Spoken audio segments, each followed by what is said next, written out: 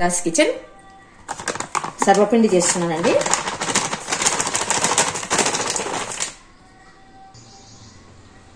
దీంతో 3 వేసుకుంటానండి. 2 పావులు వేస్తున్నానండి. వేసుకోవాలి. ఉప్పు, కారం అవునండి. ముందుగా ఇదంతా కలిపేస్తే పిండిలో తర్వాత ఏమేమైనా మళ్ళీ చూపిస్తాను. శనగపప్పును నానబెట్టానండి. ఇది కొద్దిగా పలుకు ఉండాలి మాకి. నువ్వులండి అన్నీ వేసి కలిపి మిరపకాయలు కూడా వేస్తాను. తరిగిన చిన్న మిరపకాయలు తరిగి పెట్టుకునేవి మిరపకాయలు కూడా వేసి ఒక 3 గడ్డలు చాలు.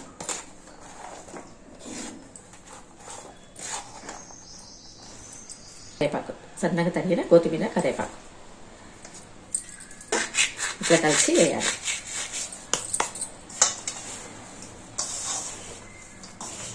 మిరపకాయలు కూడా సన్నగా ఎందుకు తరిగేసిన అంటే అక్కడక్కడ తినే కాడ మిరపకాయ వస్తే చాలా బాగుంటుంది. ఇవంతా కలిపినాక పక్కకు పెట్టేసి దీని కాంబినేషన్ మేము పప్పు చేస్తామండి. సూపర్ ఉంటుంది, చూపిస్తాను. దీన్ని సపరేట్ పప్పు చేస్తామండి. పప్పు కండి ఉల్లిగడ్డ, 1 స్పూన్ మెంతులు, కందిపప్పు, వట్టి మిరపకాయలు, నెయ్యిలో అన్నీ వేయించాలండి. ఇవి అండి నెయ్యిలోనే వేయించుకోవాలి. ఈ పప్పుకి ఆయిల్ వేసుకొని వేయించద్దండి. బేలల్లో వేయద్దు, సపరేట్గా ఎనిపేటప్పుడు వేసి ఎనపాలి. బేలు కొంచెం సగం చేసి వేయించండి. మెంతులు వేయించుకోవాలి. 1 స్పూన్ మెంతులు వేసుకోవాలండి. మెంతులు మెయిన్ అనమాట పప్పుకు. కందిపప్పు మళ్ళీ ఉంటుందండి. పప్పు నెయ్యిలో వేయించుకోవాలి. కందిపప్పు, పొట్టి మిరపకాయ అన్నీ నెయ్యిలో దూరగా వేయించుకోవాలి. పప్పు అనేది ఎరుపు రావాలి. ఉల్లిగడ్డ కూడా వేసి వేయించాలండి. 1 ఉల్లిగడ్డ. సూపర్ ఉంటుందండి ఈ పప్పు. ఈ పప్పు అనేది దీనికి సపరేట్గా చేస్తామండి మేము. ఎక్కువ కూడా పట్టదండి, 1 స్పూన్ పడుతుంది నెయ్యి అంతే. ఇంకా దీనికి పోపు అనేది ఉండదండి. పసుపు ఇప్పుడు వేసుకుంటే ఇంకా బాగుంటుంది. ముందే వేస్తే మాడిపోతుంది. కుక్కర్లో వేస్తున్నానండి. ఇట్లా కొంచెం నీళ్ళు వేసి ఇంకా పప్పులో పోసేసేయండి. ఇంత చూడండి, ఇట్లా క్లీన్ కావాలి. కుక్కర్ పెట్టేసి పప్పు అయిపోతుంది. స్టవ్ మీద పెడితే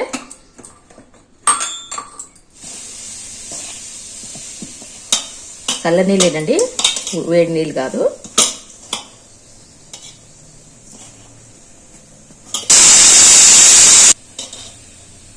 తడుపుకుందామండి. కొద్దిగా వేసుకుని తడుపుకోండి, ఎక్కువ వేసుకోకండి ముందే.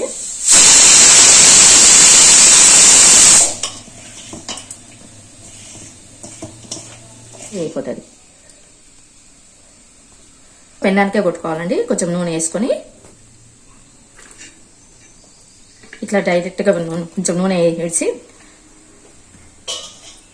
ఆయిల్ అనేది స్ప్రెడ్ అయిపోతుంది.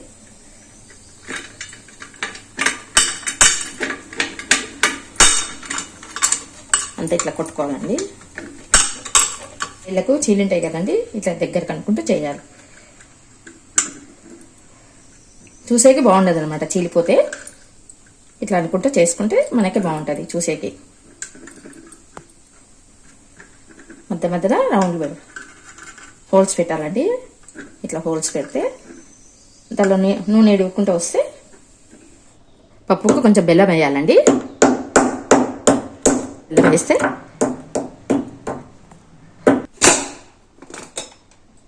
చూడండి మిరపకాయలు అన్నీ పైకి వచ్చినాయి. అవన్నీ ఫస్ట్ నలపాలండి. పైన నలిపేస్తే మెత్తగా అయిపోతాయి. టేస్ట్ ఉంటాయండి మిరపకాయలు కూడా నంచుకొని తింటే. ఉప్పు వేస్తానండి. ఉప్పు అండి, నానబెట్టుకున్న చింతపండు,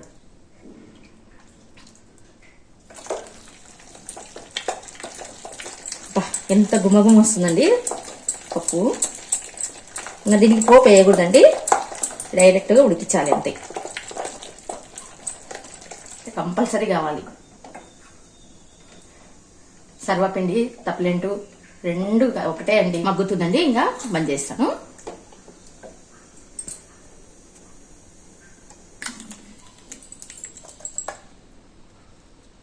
కంపల్సరీ చేసుకుంటే చాలా బాగుంటుంది. అయిపోయిందండి ఇది పప్పు చేసేది.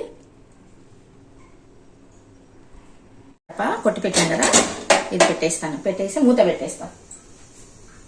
ప్లేట్ కాలినాక పెన్నం పెట్టినానండి, మూత పెట్టేస్తాను.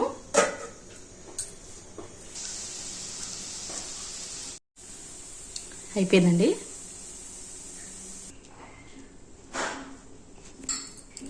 ఇట్లనే కాల్చుకోవాలండి, ఒకటే సైడ్ కాల్చుకోవాలి. పండి మెంతి కవర్ మీద కొడితే అది ఒకలాగా ఉంటుందండి, పెన్నం మీద కొడితే దానికి స్టిక్ అవుతుంది కదా, దీని మీద స్టిక్ అయ్యి కాలనేది ఇంకొకలాగా ఉంటుంది. టేస్ట్ బాగా మనం కవర్ల మీద కొట్టి చేసేది అదొకలాగా ఉంటుంది. అది మెత్త మెత్తగా ఉంటుంది, ఇది రోస్ట్గా ఉంటుంది. పెన్నం ప్రతిసారి కడుక్కుంటే అయిపోయిందండి. లేకుంటే మీ దగ్గర 2-3 ఉంటే కూడా దానిలో పట్టుకోవచ్చు. నేను ఎక్కడిదెక్కడ నీళ్ళు వేసి కడిగి మళ్ళీ దీని మీద కొడుతున్నానండి. ఆ గుంతలలో నూనె వదలాలి. హోల్స్ చేసుకున్నాం కదా, ఆ హోల్స్లలో కొద్దిగా ఆయిల్ వదిలితే మంచిగా కాలుతాయి.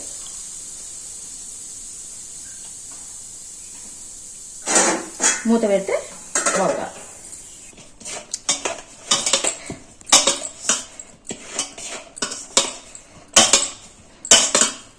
సిమ్ పెట్టుకున్నానండి. ఇప్పుడు కొద్దిగా మంట ఫ్లేమ్ అనేది ఎక్కువ చేసుకోండి. దీని మీద స్టిక్ అయ్యి కొడతాం కాబట్టి ఇది ఒకలాగా టేస్ట్ ఉంటుందండి, బాగుంటుంది. పప్పు బాగుంది, టేస్ట్ బాగుంది. టేస్ట్ బాగుంది, మంచిగా కట్టేసిన. నేను కూడా తిన్నాను, బాగుంది. చూడండి ఎంత బాగా వచ్చిందో. చాలండి, ఈ మా అయిపోయినండి చేసేటివి. చూడండి ఎంత బాగా కాడినాయో కదా, అయిపోయినాయి. నేను తిని చెప్తానండి. Thank you for watching. Like, share, subscribe. చూడండి ఎంత బాగా రోస్ట్గా వచ్చేసినాయి. ఇట్లా పతలాగా ఉండాలండి, పతలాగా ఉంటే బాగా రెడ్గా అవుతాయి అన్నమాట.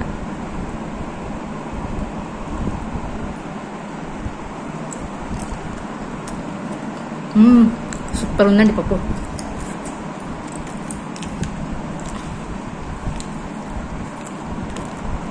సూపర్ ఉంది. ఒట్టిమిరపకాయలు తినాలి, చాలా బాగుంటాయండి పప్పులో.